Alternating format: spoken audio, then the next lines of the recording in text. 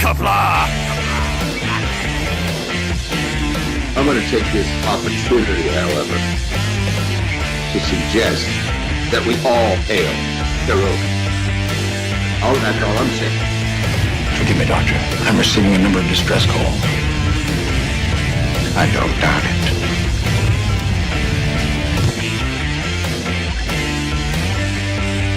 Y'all remember to tip your waitresses.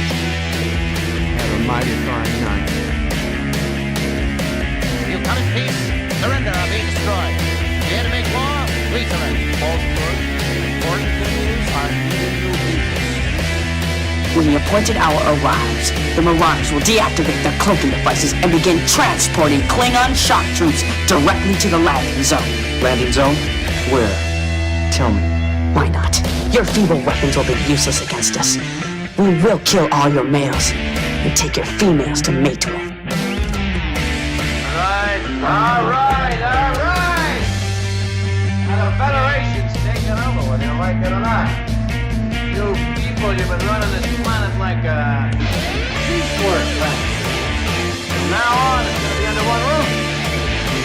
You're going to run it like a business. That means you're going to make a profit. Look at these 3 words written larger than the rest, with a special pride never written before or since. Tall words proudly saying, "We the people."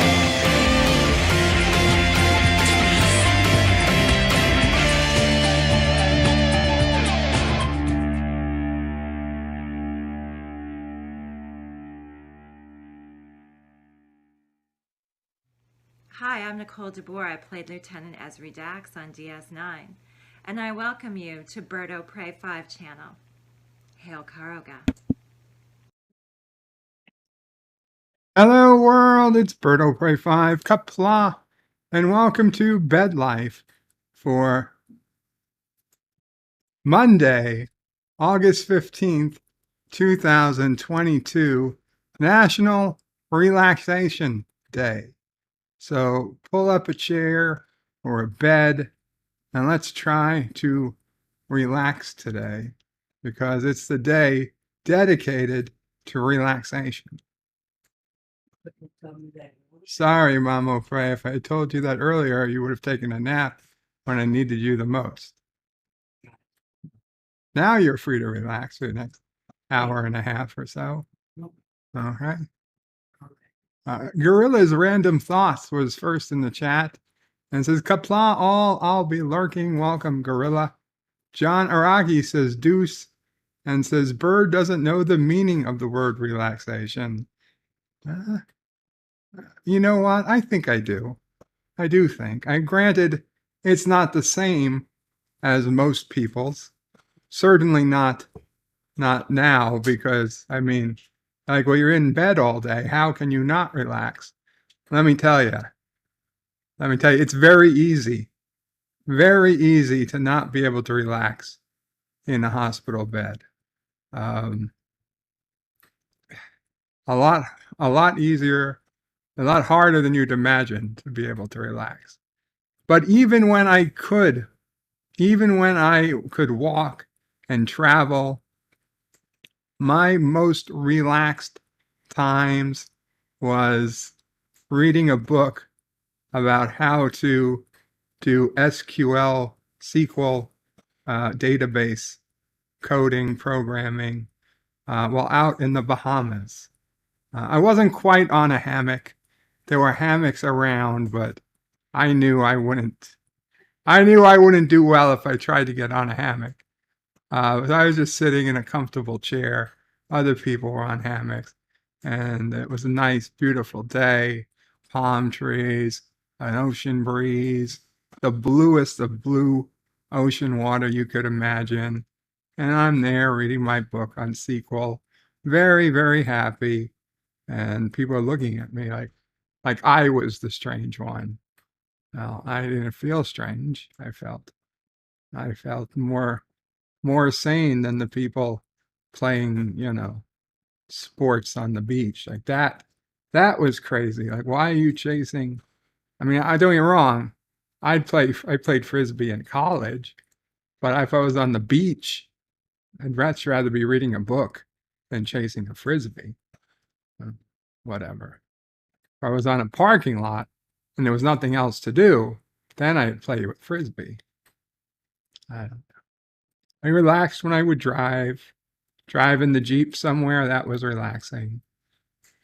My biggest problem with driving was, I don't know, I assume most kids at some point, adults would do it too.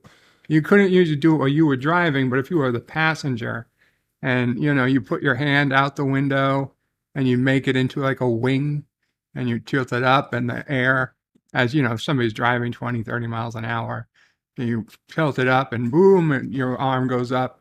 You tilt it down, your arm goes down, and you keep it level. It's basically the wing of an airplane. I mean, the shape of your hand, bigger on the top, smaller on the bottom, that's lift. I mean, that is the exact same, that's the same lift as an airplane works with. And, people do that, and you put your hand out the window, you go up and down. And, I mean, I used to love doing that, but I could only do that when I wasn't driving. In my later years, I was the one always driving, but like if Dad O'Prey, see, there's very few people I was comfortable with driving. Dad O'Prey was one of them. Mom O'Prey, I love you, but you were not. I know. She knows it. There's no surprise here. Dad O'Prey, for whatever the reason, I could be 100% relaxed while he was driving. And I couldn't fall asleep. Mom O'Prey couldn't. I couldn't fall For asleep. whatever reason. She couldn't sleep in the cars. I could. Probably because as a kid, that's, I knew nothing else. And knocking wood, I mean, yeah, he was a good driver. He was a professional driver.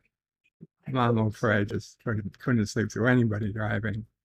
But Dad O'Prey, as far as I know, he had no accidents that I'm aware of in his entire life. I mean, even I had a couple. They weren't my fault, but I had them. But whatever. Yeah, so I used to relax when Dad O'Prey would drive or someone else would drive. I put my hand out the window. That was a great way to relax. And then John Araki with a $1 super chat. Thank you so much, John Araki. Let's see. We'll play it again. Could take weeks, sir. Oh, okay. Could take weeks, sir. Thank you, John Araki. Mike Richards says, greetings from Columbus, Ohio, Birdo Pray 5. And chat, greetings, Mike Richards, Qapla. He said, the God Emperor's work is never done. I know, it isn't. It isn't. Mike Richards says, orphans to monitor, peasants to flog. John DeMarco says, greetings, everyone. Greetings, John.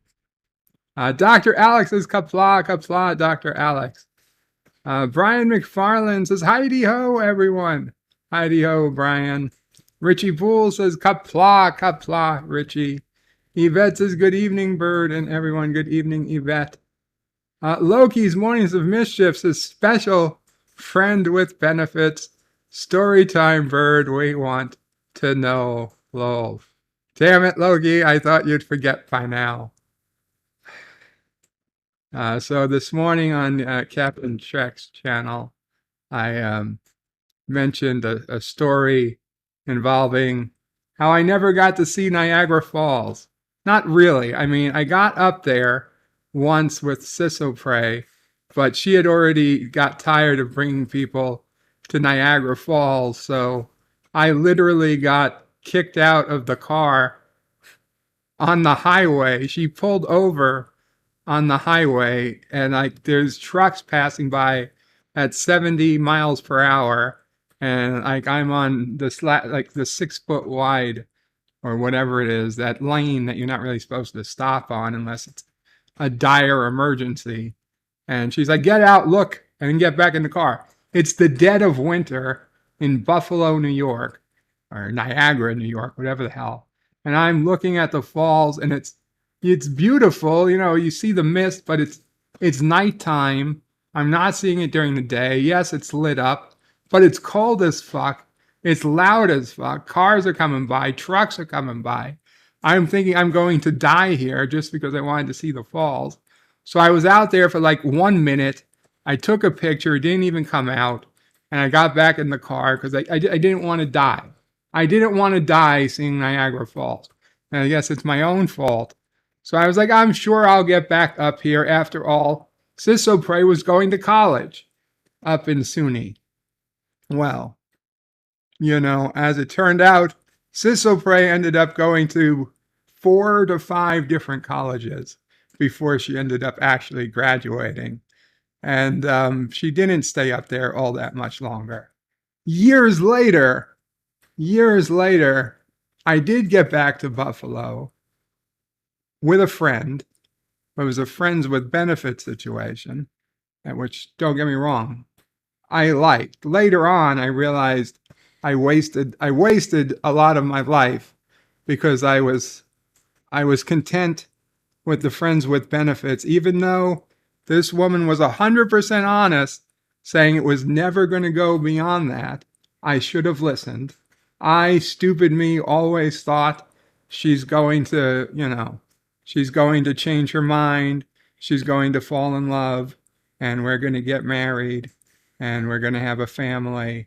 And she was 100, to her credit, from the day we started. She's like, listen, this is what it is. It's never going to be what you want it to be. And if you're okay with that, she was okay with it. I was like, damn, I'm okay with it. What the fuck? I wasn't going to say I'm not okay with it. But you know what? In hindsight, it was probably the worst thing for me.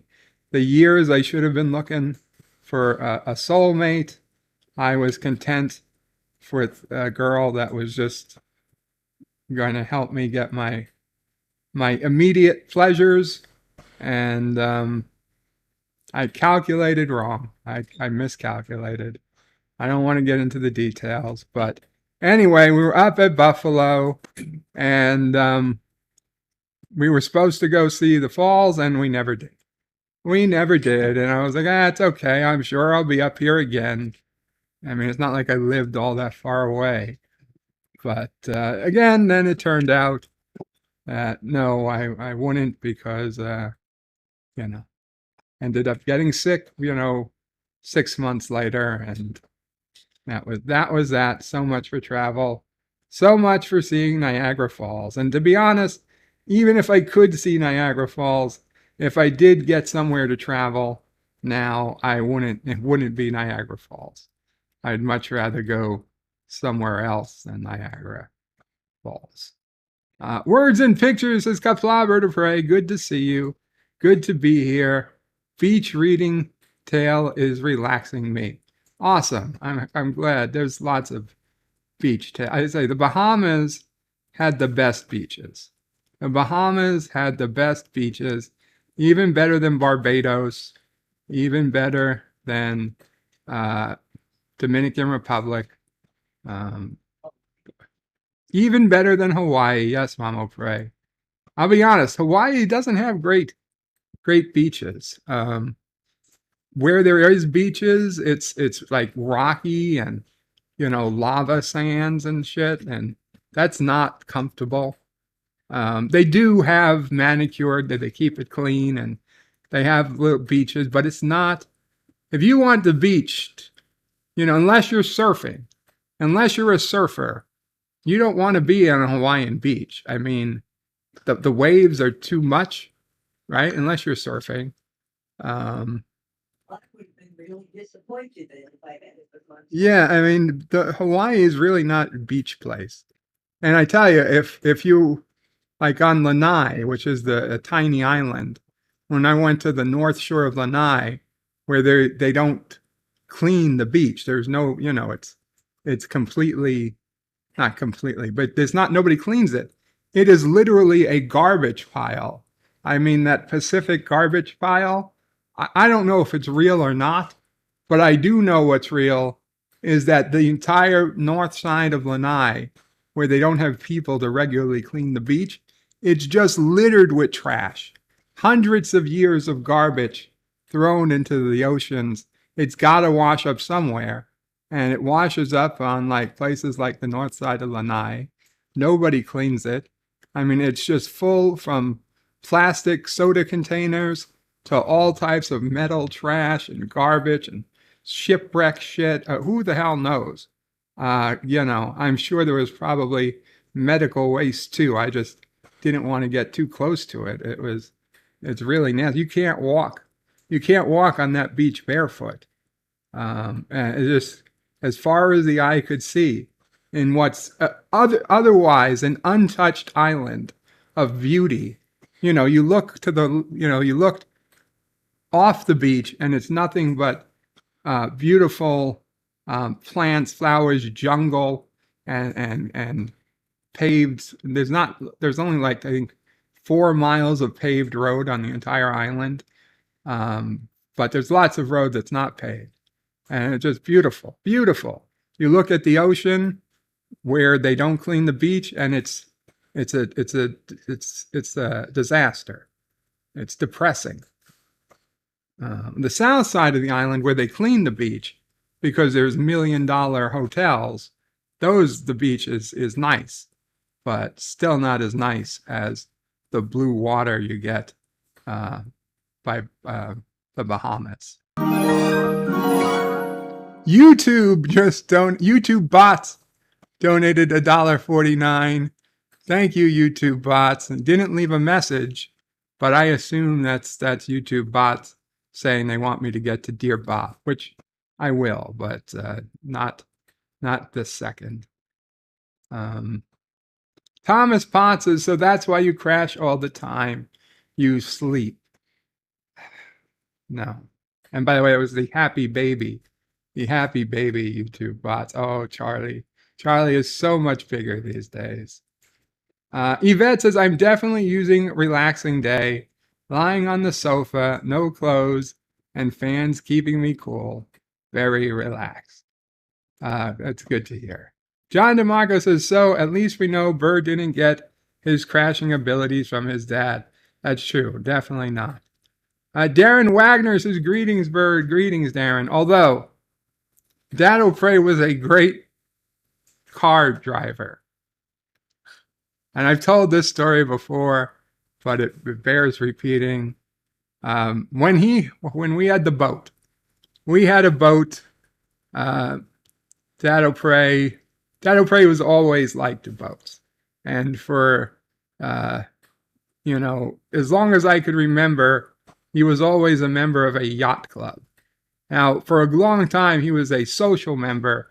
He didn't have a boat himself, but he liked boats. He'd go on other people's boats. My uncle had a boat. My dad liked going on that boat for a while. Then he got married, so he had to give up the boat. So eventually, money was good for a short time there, and Dad O'Prey wanted a boat. So as a vine, we bought a boat. And he was like, oh, it's an investment. We can sell. I was sure. We couldn't give the boat away at the end. But anyway, I bought a boat. It was somebody's who had been at the yacht club. It's a fishing boat more than anything. It was a Wells craft. So it was a nice boat. I don't know, 27 feet, something like that. I wouldn't go out in the ocean with it, but for Jamaica Bay, out of New York, out of Brooklyn, it was fine. It was a good boat. Anyway, 4th of July one year, my friends wanted to go out and see the fireworks, and Dad O'Prey was like, yeah, we can all go on the boat. And so 4th of July, we all go on the boat, and oh my God, you forget how long it takes to get from Brooklyn to the Verrazano Bridge. In fact, we didn't even get close. We went for hours.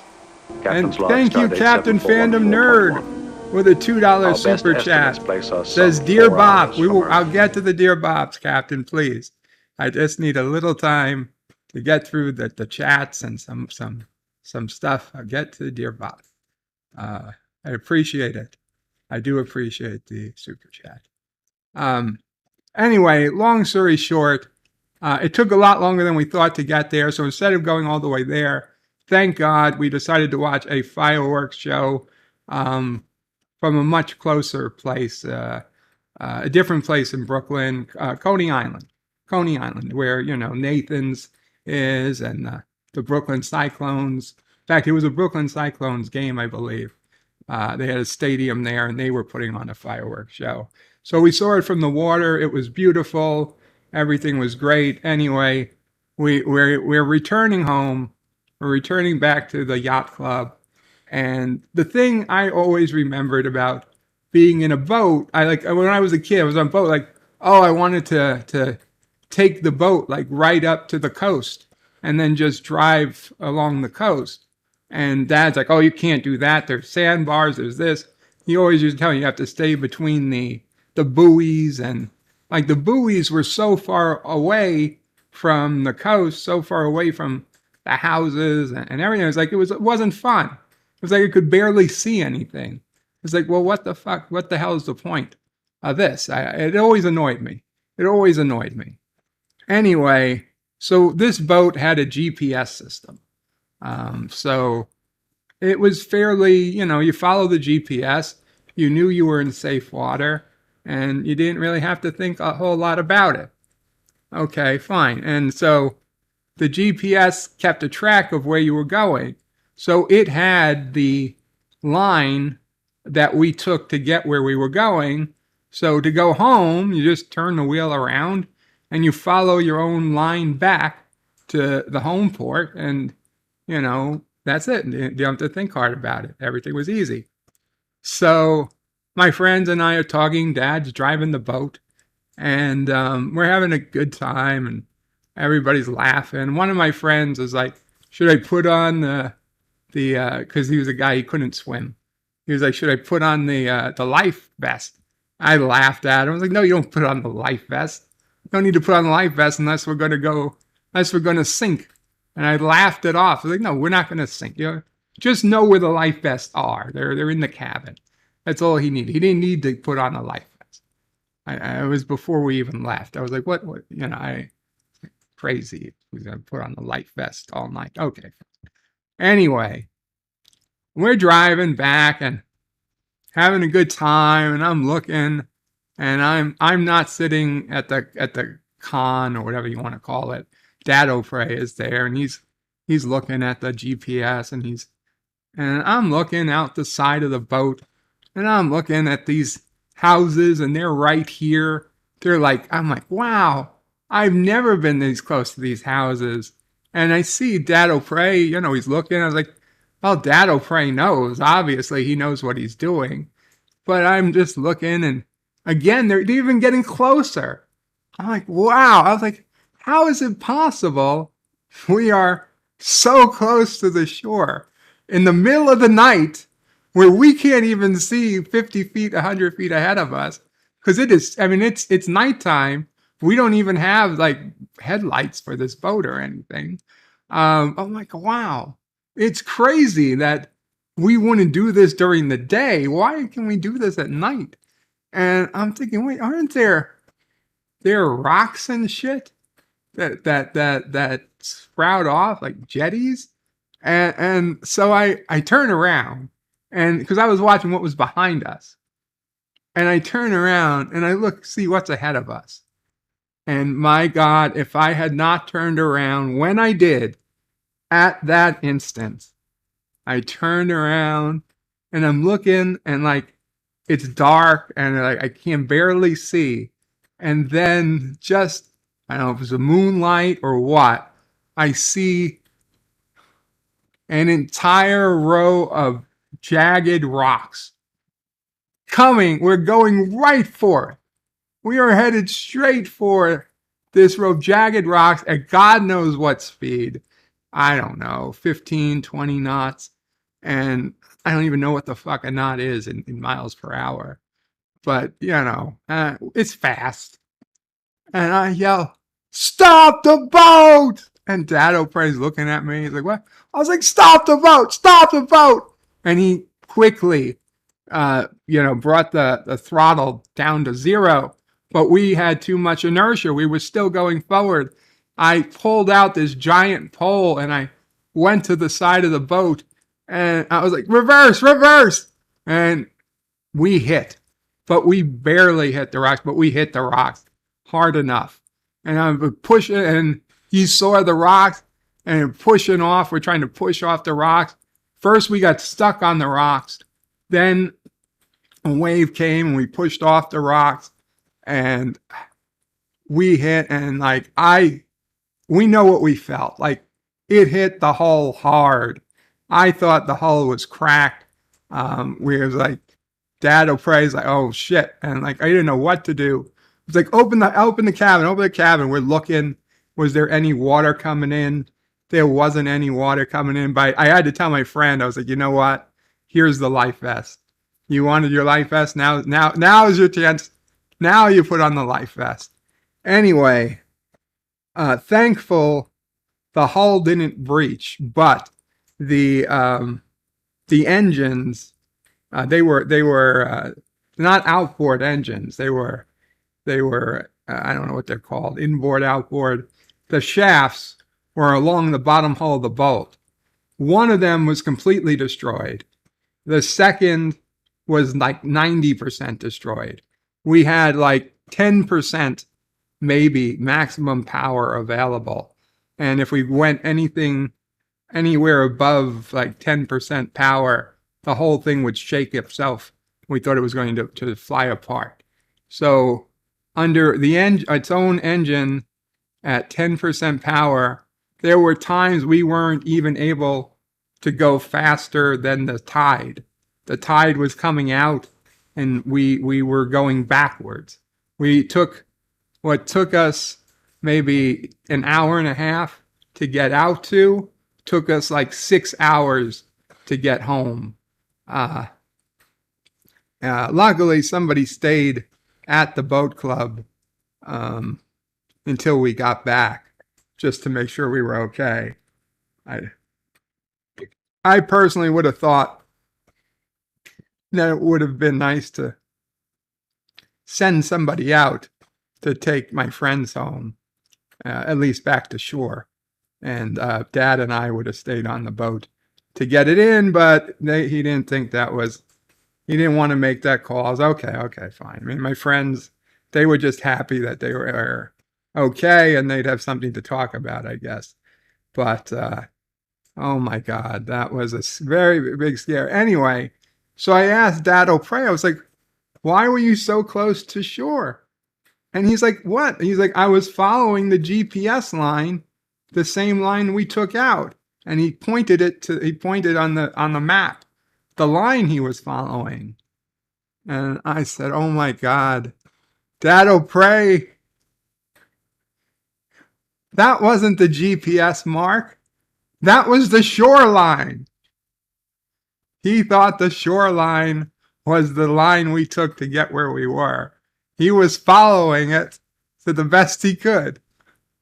Oh my God, Dad O'Prey. I don't know how he could have made that mistake, but I knew Dad O'Prey's eyes were not great those last few years. He turned out, even after I got sick, he had a, what was that? Cataract. Massive cataracts. He got fixed, but Jesus Christ. Oh my God, that 4th of July. Memorable 4th of July, but scary. Scary, scary, scary 4th of July.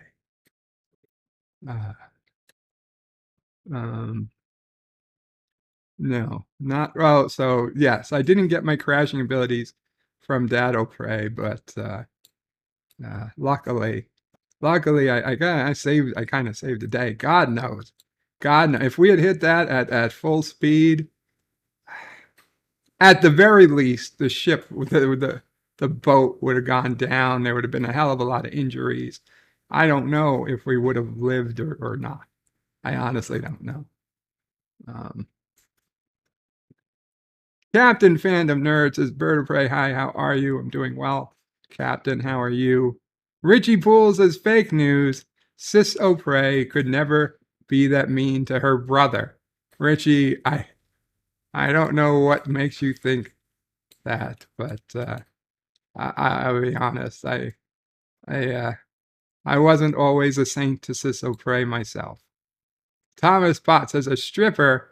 I don't know to which that refers. Loki's Mornings of Mischief says Bird of Prey living the James Bond life. I don't think I'd call it that. Captain Fandom Nerd says hello to Thomas, says hello back. Tim Crisp says Qapla, Bird of Prey, Qapla, Tim Crisp. Thomas Potts says Captain Fandom Nerd, Bird will get to the Dear Bops in 90 minutes. I don't think it'll be 90, maybe 60, 45.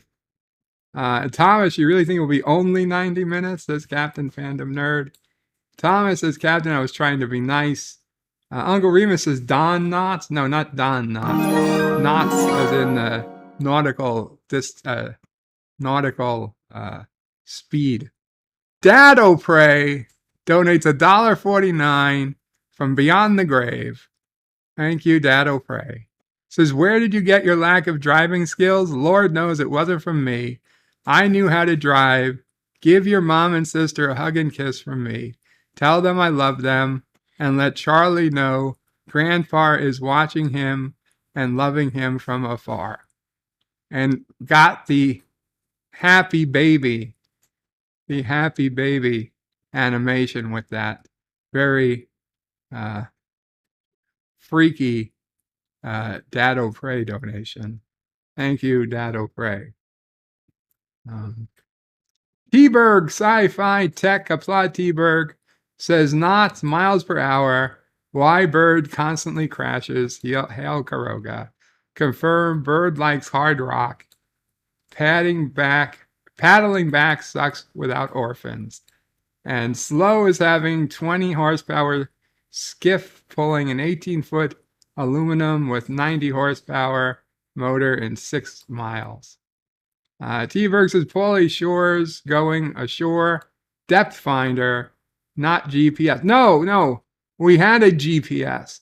We also had a depth finder too. The depth finder, however, had no light behind it. So I'm sure Dad O'Prey couldn't see the depth finder. He had GPS. That's what I'm saying. Words and Pictures says that wasn't GPS line, that was the shoreline, exactly. T-Berg says such massive contracts, they were Bob cataracts. Bob cataracts? Such massive cataracts, they were Bob cataracts. Like a bobcat? Ah, I get it. Like a bobcat, a Bob cataract. John DeMarco says Dad O'Prey just wanted to show those rocks who's boss. And Mike Richards says, I've had cataract. Not fun. No, not fun indeed. Lots and lots of eye drops prior to and after the cataract surgery. Depth Finder 5000, a new Karogan weapon, says T-Berg. Depth Finder. Anyway. Relax. Let's relax. But before we relax, let's check on some news I have. I don't think there's anything here that's actually relaxing. Extreme heat belt will impact more than 100 million Americans, says a study. U.S. could see a new extreme heat belt by 2053. That's basically the Southeast and the Midwest. California braces for 109-degree heat that will test the power grid. I hope. You know what? I do hope people stay cool. I really do. As somebody who can't get out anymore, I have a new, not the new, but it definitely makes me think twice about, because when I was younger, I'll be honest, when I was younger and we had that power failure in 2003 or whenever it was, it was almost fun. It was almost exciting just for something to happen. And now I realize, though, that Jesus Christ, people who depend on electricity to live, it was scary. And people died. People died because of it. I wouldn't wish that anymore. I feel bad that I almost enjoyed it at the time. Dark plasma eruption from said sun headed towards Earth, yada, yada, yada. Warhol's images of Prince, social commentary or copyright infringement. Well, that's interesting. Star Trek, Kate Mulgrew provides great response to viral fan concerns about her visiting Janeway Monument. What? There are various Star Trek monuments around the United States, all of which celebrate the franchise and its characters in some unique way.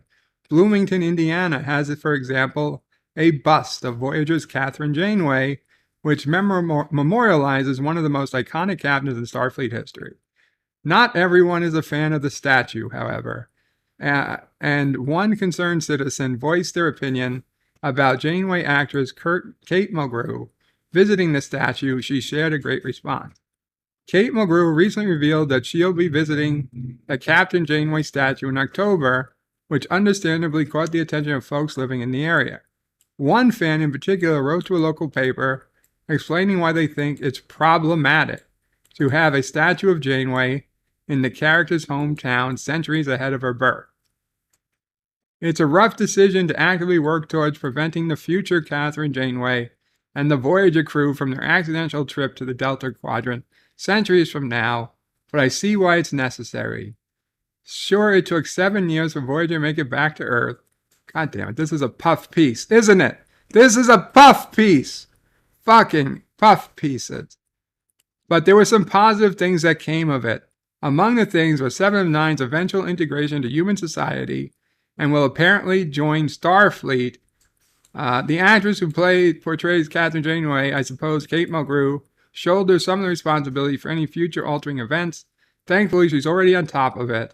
After resharing the article on Twitter, promised that she and the others monitoring the situation have it under control. I solemnly promise not to cause any temporal anomalies while I visit my statue in Bloomington this October. The Janeway Collect One is on alert and ready to handle any casualty loops before they occur. Motherfucker. Dude, I thought that this was a serious article. Walmart strikes exclusive streaming deal to give Paramount Plus to Walmart Plus subscribers. Walmart Plus, is that a thing? Walmart makes an exclusive deal with Paramount Plus to offer the streaming service as part of its Walmart Plus offering. Walmart Plus subscribers will get ad-supported Paramount Plus subscription included. Wow. I didn't know Walmart Plus was a thing. I still don't. Walmart Plus subscribers will get access to Paramount Plus Essential tier, which typically costs $4.99 a month and includes commercials. Paramount also sells a premium product without ads for $9.99. Walmart declined to comment. Paramount did not immediately respond to a request for comment. The Wall Street Journal first reported on news of the deal. Well, so I didn't enroll in Walmart Plus. I don't think.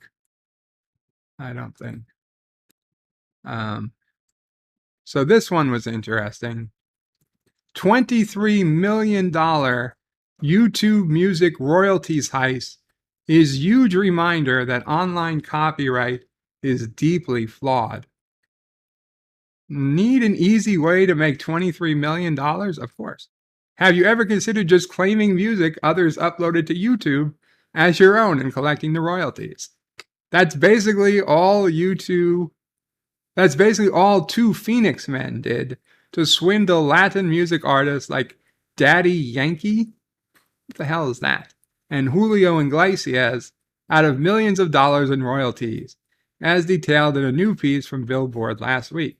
According to Kristen Roberts of Billboard, Jose Schnell, Medina Terran, and Webster Batista set up a media company called MediaMov and claimed to own the rights to various Latin music songs and compositions. In total, MediaMov claimed more than 50,000 copyrights since 2017, and Terran and Batista began the scheme. In order for MediaMov to claim these copyrights and collect royalties through YouTube's Content ID system, the fraudulent company needed to partner with AdRev, a third-party company that has access to YouTube's CMS and Content ID tools and helps artists manage their digital copyrights. MediaMov created a few fake documents and provided AdRev with this paperwork in order to prove ownership over the music it claimed. From there, AdRev not only helped MediaMov collect royalties for these copyrights, but also provided Terrana and Batista with direct access to YouTube CMS so they could claim copyrights on its own. Terran and Batista's 4 long years of royalty heist came to an end late last year following an investigation from the IRS. According to Billboard, the two were indicted on 30 counts of conspiracy, wire fraud, money laundering, and aggravated identity theft. Terran pleaded not guilty. His trial is in November. Batista, on the other hand, took a plea deal to 1 count of wire fraud and 1 count of conspiracy. As a result, Batista provided much of the information about how the two pulled off their scheme. As Billboard points out, Terran and Batista's case was especially brazen. It's believed to be one of the largest YouTube music royalty scams in history. While the size of the heist and the breadth of the scheme may be very unique, it's certainly a situation many YouTube content creators have faced before.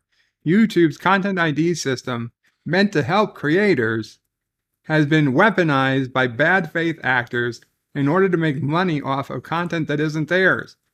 While some false claims are just mistakes caused by automated systems, MediaMov's case was a perfect example of how fraudsters are also able to purposely taking advantage of digital copyright rules. YouTube attempts to be cautious with who provides CMS and Content ID control because of how powerful the systems are. As a result, independent creators and artists cannot check these for false copyright claims, nor do they have the power to directly act on them. They need to go through a digital rights management company that does have access, and it seems like thieves are doing the same, falsifying documents to gain access to these YouTube tools, although these third parties are trusted with the tools by YouTube. Wow. Well, that explains some of it. It doesn't explain all of it. Okay. Anything else, Star Trek? Anything else of interest? China. Kenyan president election. Billions would die from starvation in nuclear war. Research. Billions would die from starvation in a nuclear war. Well, I would argue only if billions survived the war would they be at risk of death later on. But wow, how much money was on research for that? How much money did that research cost? Qapla Jedi Bill says, Qapla, brother warrior, bird of prey, and as always, hail Karoga. Thank you, Jedi. JP's Qapla, JP says, blah. 47 Yorktown says, hello, young sir. Hello, 47 Yorktown. Oh, you know what else? You know what else happened? Today is not only National Relaxation Day, mind you. We had some interesting things happen on this day in history. Woodstock opened in Bethel, New York, today, August 15th, 1969. Mama Pray, you gonna tell us your Woodstock story? I didn't go. Oh, Mama Pray didn't go to Woodstock. No, I didn't go. Mama Pray didn't go. Her friends, some of her friends went. Yeah. So, no, No Woodstock story from Mama Frey. I never liked crowds. She never liked crowds. Nobody expected it to be what it was. Nobody expected it to be what it was, but still would have been too crowded for Mama Frey. Now, no desire to go to a field in upstate New York and sleep in the mud watching rock music. I mean, what is it? Nobody expected it to be what it was.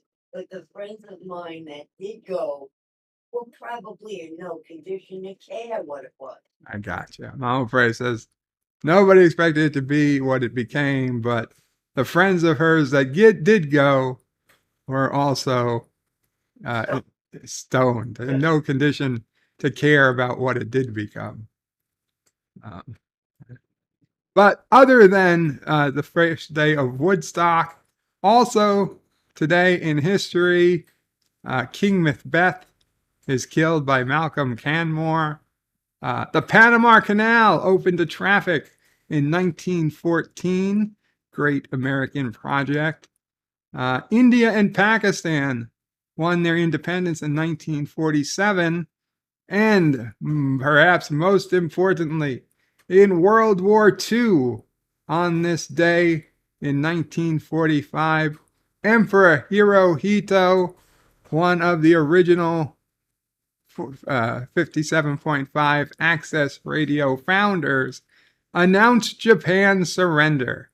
Today, August 15th, he broadcast to Japan that they were surrendering. Now, they had already accepted surrender a few days earlier, I guess. So the Allies already knew the war was over, but it was today in history that he made the announcement to the people of Japan that surrender had indeed occurred.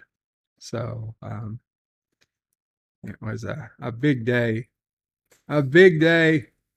That was the day 54.5 Access Radio officially, however you want to play, disbanded or banded together, depends what history you believe.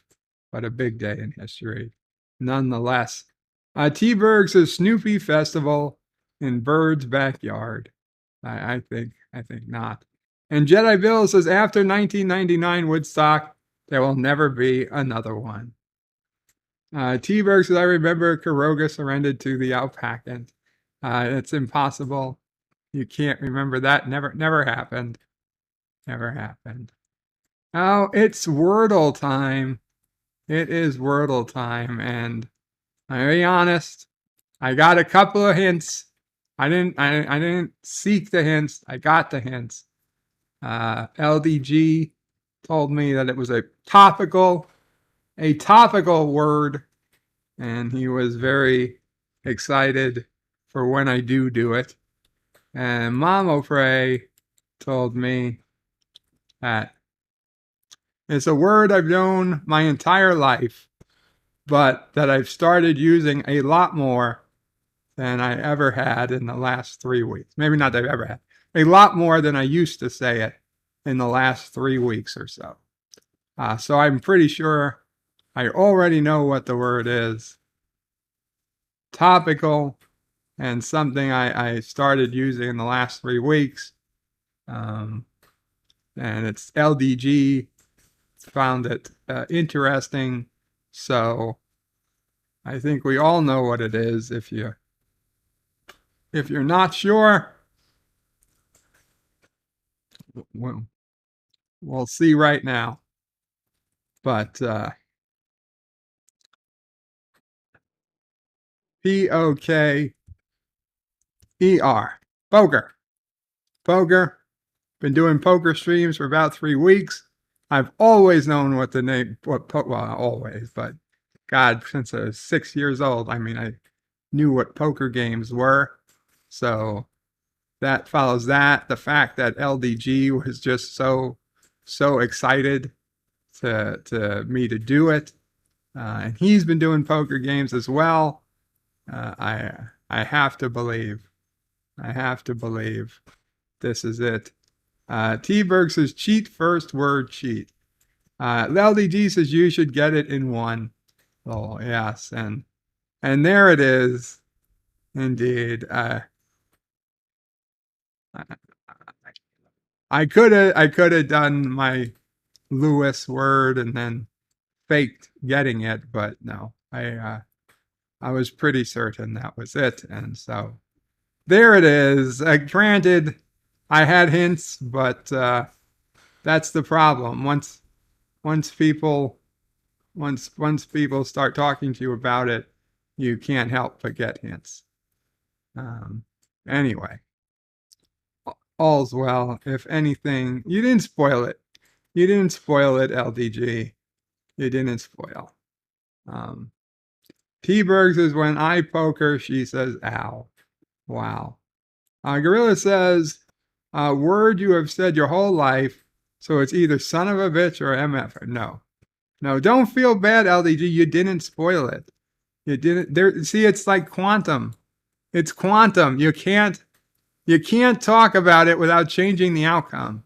So don't worry. It happens. I don't feel bad. I probably would have got it in 3 or 4, whatever. Anyway, it's not a big deal. There's nothing to feel bad about. I enjoyed it. I still enjoyed it. I'm happy I got it in 1. I mean, I can't consider it 1, but I got it in 1. Took him 4 chances to get it. No, I see. That's probably I probably would have got it in 3 or 4 as well. And 54.5 Axis Radio says, yes, we lost, but we went out with a bang. Arguably, you went out with 2 bangs, but who's counting? Anyway, let's head over to Dear Bop, because it is Dear Bop time. I know. Everybody's been waiting for the Dear Bop. T-Berg says, oh yes, Asian quantum leap. Okay. Dear Bop. Dear Bop, sorry about the whole thing with the new Amsterdam trailer. I mean left, not right. I thought it was the actress who played Ro Lauren was in it. Yes, from the last time. And Thomas Potts is calling me a cheater repeatedly. I've been completely honest with you, Thomas. I don't know why that makes me a cheater. Dear Bop, perhaps you can help me. I'm in a similar place as you a while back. I'm 40 and overweight. I'm 6'4" and weigh about 270 pounds. I wish I was back down to 200. Even 230 would be great. I've been trying to hit the gym and watch what I eat. I'm also so hungry. How did you lose weight? What do you think I should do? Thanks a lot. Fat Karogan man. Well, I tell you, at 200, I think that's too little. Me personally, I would much rather be around 230, 240, or more, because what muscle weighs a lot. Muscle weighs a lot, and you're a 6'4" person. You need a lot of muscle just to move your body, to move you around. You should probably have, I don't know, 100 pounds of muscle on you. So don't worry about your weight. Worry about how you feel, and to a secondary extent, I guess, how you look, if that's important to you, which, I mean, it's important to a lot of people. So it's not, you don't worry about the vanity. It's fair. You should be able to look okay. So, yeah, don't worry about what the scale says. Worry about how you feel and how you look. If you look good and you feel good at 230, great. If you look good and feel good at 250, great. Okay? As long as you're, I mean, I was almost 400 pounds at times. I probably was over 400 pounds at times. I just didn't weigh myself at those times because I didn't want to see what the scale would say. For a long time, I was in the 360s. I mean, and I was a big guy. But man, I certainly felt like I was in better shape than I am now at 360. I could walk, I could carry, I could move, I could get myself over a fence. As for how I lost weight, you don't want to lose weight like I did. I got so weak that I can't eat a lot. I can't eat a lot. My body rejects the too much food. I get sick if I eat too much. So it just cut my portion size down tremendously. Now, when I was actively trying to lose weight, cutting my portion size was one of the most effective diets I was ever able to stay on. Because I still pretty much ate whatever I wanted to eat. I just ate, one half of it or 1/3 of it. Like I'd still get a double Whopper or something from Burger King, but I'd cut it down the middle and I would only have half. And yes, I feel terrible for doing so, but I would just throw the other half away because, yes, it's wasting food. And like my whole life, I was taught wasting food was like a sin, but it's a sin. What's a bigger sin is being too sick to winding up like me. That's a bigger sin. So don't feel guilted into eating all the food you have in front of you. That's bad thinking. Throw away whatever. If you don't have the willpower not to eat it. I thought I'd have the willpower at first to cut it in half and only eat half. But then I'd find myself thinking, oh, I'm a little hungry. So maybe I'll just have half of what's left. And I would cut that in half. Then once I got that far, I was like, well, I might as well just finish it now. So yeah, you can't do that. If you know you're somebody who can't do that over sheer willpower, then you cut it in half, throw half away before you even start to eat. So you're not tempted. You're not tempted. T-Berg is up to 345. Sigh. Well, T-Berg, I just hope you're a strong 345.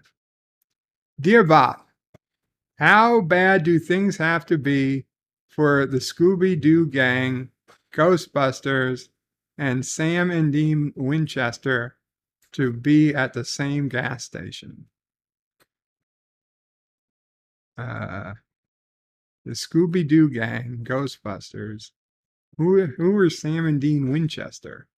I have no idea who those are.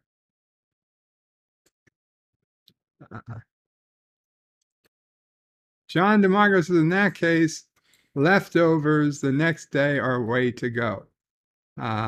T-Berg says, I just put leftover in a dish for lunch tomorrow and have it for breakfast. Yeah, and if you get to the point that you can do that without eating it, then that's awesome.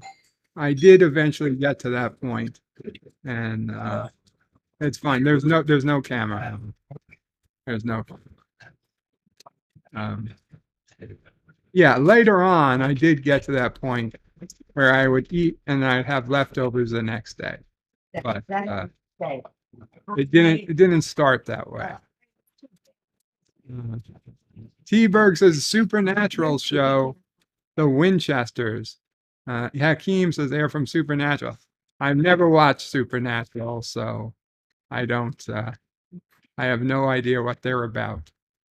Captain Time Lord Spock gives the live long and prosper.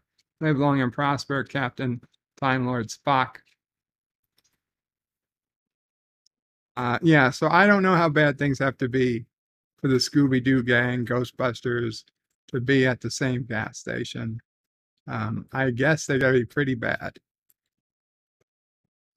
Dear Bob, so I'm dating a twin, and someone asked me how I could tell them apart. I said, well, Jill wears purple nail polish, and Jack has a dick. Har, har, har. Har, har, har. That's the joke because people think identical twin when they hear twin, and they forget that there could be fraternal twins. Dear Bob, I'm thinking of giving up live streaming. I only got 2 people who come and watch my live streams. I have even done stuff for my streams that people said they wanted other people to do that hadn't, but still only have 2, maybe 3 come to the live. Well, you know what? You can still do live streaming with 2 or 3 people. Today, I didn't watch it all because it was 2.5 hours. I watched maybe 30 or 45 minutes of my very first live stream, which was Bed Life Rant Against My Hospital Bed, Bed Life number 001.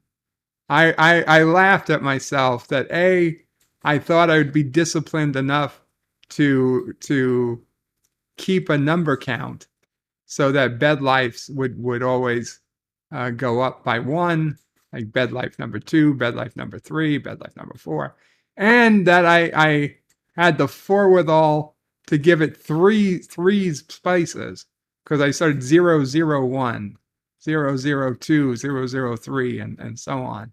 Meanwhile, in truth, I don't think I numbered any other bed life except the first one. So, but yeah, if you do it, do start numbering right away. Anyway, the point was, I think there was only 3 people at that first bed life. So, you can get away with streaming to 2 or 3 people. The point isn't how many people come. The point is that you do content that you like doing. And over time, eventually, probably more people will come naturally. That might take a week, might take a month, might take a year. If it's been a year and you're still only getting 2 or 3 people, well, then if you want to say you don't want to do it, I'll hear you. But I would still say, just don't look at how many people are there, or if you do, who cares? As long as you're doing it, if you enjoy doing it, you shouldn't worry about it. If you don't enjoy going live, then you shouldn't be doing it to begin with, right? You shouldn't be going live to get a big audience. You should enjoy going live, and an audience is secondary. If you like what you do, don't worry about the size of the audience.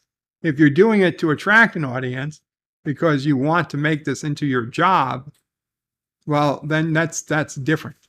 Okay? Maybe this isn't the best job for you. Maybe you're not cut out to be a commercial YouTube host. Okay? Because a commercial host, that's one where you expect to make money. You expect to be able to pay your bills from it. If you're not looking to pay your bills from YouTube, if you're only doing YouTube for fun, people can tell the difference. And if you're just doing it for fun, it doesn't matter how many people watch. If you're doing it for a job, well, then I don't know what to tell you. Maybe you keep your eyes open for a better job. But I would suggest doing it for fun and not worrying about it. If you have another job, or you're like me, disabled, you have other source of income, then don't worry about YouTube income. If you make some, great. If you don't, nothing is lost. Dear Bob, why doesn't Life with Matthew love us anymore? What did we do to drive him away? He doesn't come to premieres. He doesn't come to streams, doesn't participate in the community. He doesn't put out videos anymore. Why did you drive Matthew away? Okay, I didn't drive Matthew away. It sounds to me like Matthew has a very busy life, and Matthew's priorities are his family and his job. And, Matthew does YouTube for fun. And I believe that that's what we get, YouTube for fun, not YouTube for profit. So he will be back when he is good and ready to be back. And until that time, you can go back and watch old videos but that's really it. He doesn't care. Not that he doesn't care, but it is not his priority to deliver YouTube videos. It's his priority to make sure his kids are okay, that his wife is okay, that his house is okay, that his job is good, that he's doing well at it. That's the difference. In fact, that's a perfect example. Matthew, Life with Matthew, does YouTube for fun, not YouTube to make money. So that's just the way it is. Scotty R37 says some great content creators still struggle, even with some great content. Hakeem says I had some of the best chats with only a handful of people in the chat compared to ones with hundreds of people in them. Absolutely. And T-Berg says observation. Many people started streaming during lockdown. Their lives have moved on. What's our excuse? I know. I started streaming before the lockdown, so I'm still streaming. JP's Tabernac says, T-Berg, you can always go to X Hamster or Reddit. They never go down. T-Berg says, I watch YouTube live streams when Pornhub is down. Just kidding. Yeah. T-Berg says, do a Robin Williams. Good evening, nerddom. Yeah, I can't do Robin Williams. Dear Bop, hi Bob, hi, hello, Bob. Dear Bob, spoiler warning for the finale of All Mankind. Still spoilers, more spoilers. Did the Soviets work with the bombers? Was it their plan to get Margot out? So yes, I hope the spoiler warnings was listened to. More spoilers for the 2 minutes of spoilers. Be right back if you're. I don't know. I asked Mamo Pray the same thing. What did she think? I really don't think the Soviets would have done it themselves, but I feel like the Soviets knew it was about to happen and used it to their advantage. Like they didn't cause it, but they also didn't stop it from happening. They could have called it into the FBI or something.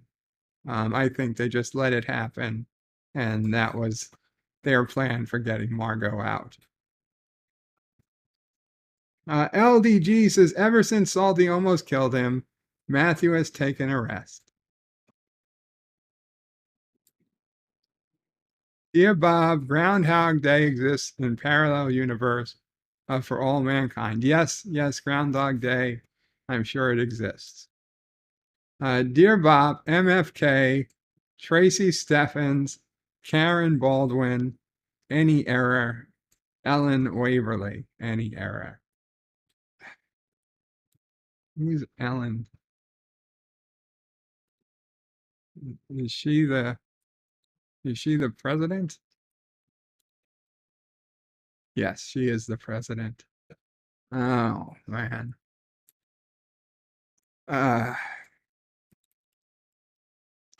Tracy. I know what she looks like, but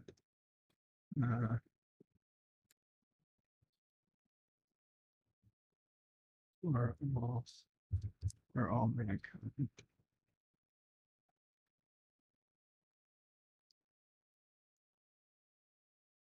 Yeah.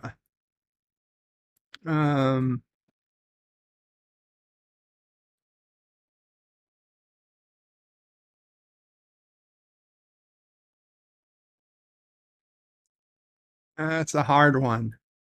That's a hard one.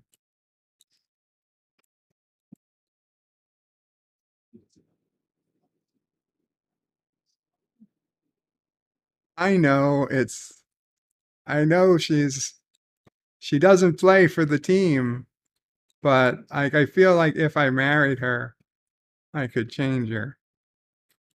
So Mary, M is Ellen Waverly. Obviously, well, I would say like the time just before she's president. Karen Baldwin. See, I hate having to choose a kill. I wouldn't kill any of them. I wouldn't kill any of them. I'd M, Ellen, and yeah, the other two. Flip a coin. Either way. But I'm not shooting any of them. I don't care if that's cheating. John Araki says bird and hammocks don't miss. That is absolutely true. T-Berg says it goes to show temporally, Tim McVeigh had to happen. A building had to go down in a parallel 96. Yeah. I get it. And I'm curious if the Twin Towers are going to be there in the 4th season. We'll see.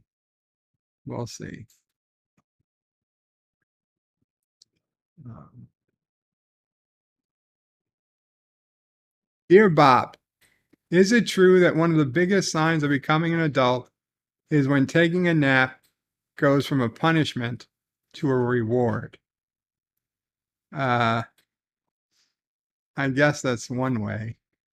I don't know if that's particularly accurate, but I guess there are worse.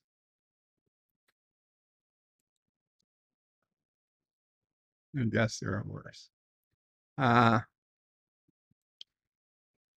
that was duplicated. Dear Bob, anytime a woman says, this is as far as it's going to go, listen to them. They are putting you in the friend zone, and there's no escape. The only time you might have had a chance was if she was married and looking for a side piece. In that instance, what she is doing is to rationalize violating her vows. They are pretty sure that the friend zone and friends with benefits are mutually exclusive, but whatever you heard, it's up to you. Data and O'Brien, and the link. Chief O'Brien, Data says, Chief O'Brien, I have been continuing to work on my grasp of humor. Would you care to hear a joke? And O'Brien says, if I say no, would that count as insubordination? And then Data says, a man walks into a bar, and O'Brien says, lucky bastard. Ha, ha, ha. I like it. Star Trek Data. It's like those Star Trek Jellicoe. Dear Bob, did you know that dogs can't get an MRI, but cats can? R. Actually, dogs can get MRIs. They're extremely expensive. Dear Bob, we watched the surveillance video from last night's poker game and saw Mama Prey slipping cards in and out of her sleeve. We respectfully ask for our $20,000 in Monopoly money back. That's between you and Mama Prey. And the Monopoly man. Dear Bob, do you know why koalas aren't really bears? They lack the proper qualifications. Even Rob O'Bray sighed at that one. Dear Bob, please help. I am forever inundated by hashtag free the net, hashtag Project Prometheus, hashtag free speech. Please get Uncle Polity to remedy this situation. I have a 1969 Cadillac for him as payment. Yours truly, Tim. Tim, maybe you want to hang out somewhere else, then you won't have all those problems. Uncle Paulie is quite busy. He's got a what? A 1969 Cadillac. I don't think Uncle Paulie will give up his 1957 Chevy. Oh, Uncle Paulie has a 1957 Chevy. He already has it. He's not interested in a 69. In mint condition. He's not interested in a 69 Cadillac. But thank you. John Araki says bearded dater greater than mustache Picard. Dear Bop, someone going to get their ass kicked, going to get their wig split, going to get their ass kicked, going to get their wig split. Blah, blah, blah. I'm sorry. No. Too long. Songs are too long. Dear Bop, you coward. You need MFK. Those are the rules. Who would you F? Who would you K? Fine. The first one, I'd kill. The second one, I'd F. There you go. Dear Bop, so the Inflation Reduction Act doesn't reduce inflation and costs middle Americans $20 billion. How does it cost middle Americans $20 billion? Wouldn't it cost everybody $20 billion? I don't care. This is a relaxed day, not a get mad at the government day. Every day is get mad at the government day. Today we relax. Breathe in, breathe out. Think of your happy place. Your happy place. There's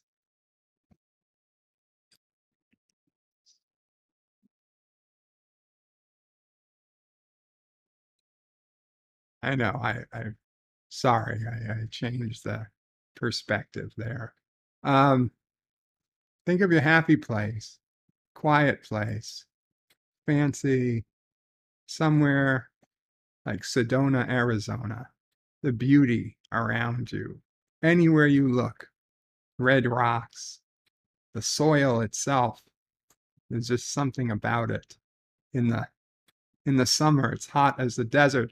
In the winter, it's as cold and snowy as anywhere else. There's the rainy, wet seasons. The fall, the colors of the Verde River, the trees that line the river. It's so beautiful. The valley, these are where car commercials are filmed. The natural beauty, it's incredible. Incredible. So with that, guys, have a relaxing day. I'm going to call it a stream here because I need to relax some before physical therapy this evening, and I'm also hungry, so I'm going to eat something too. Qapla all. Happy National Relaxation Day. Enjoy it, and I'll see you soon. Bird out. But wait, there's more. The video might be over, but there's more fun to be had. First, please make sure you're subscribed to the channel and have clicked that bell icon to get notifications of new videos in your YouTube feed.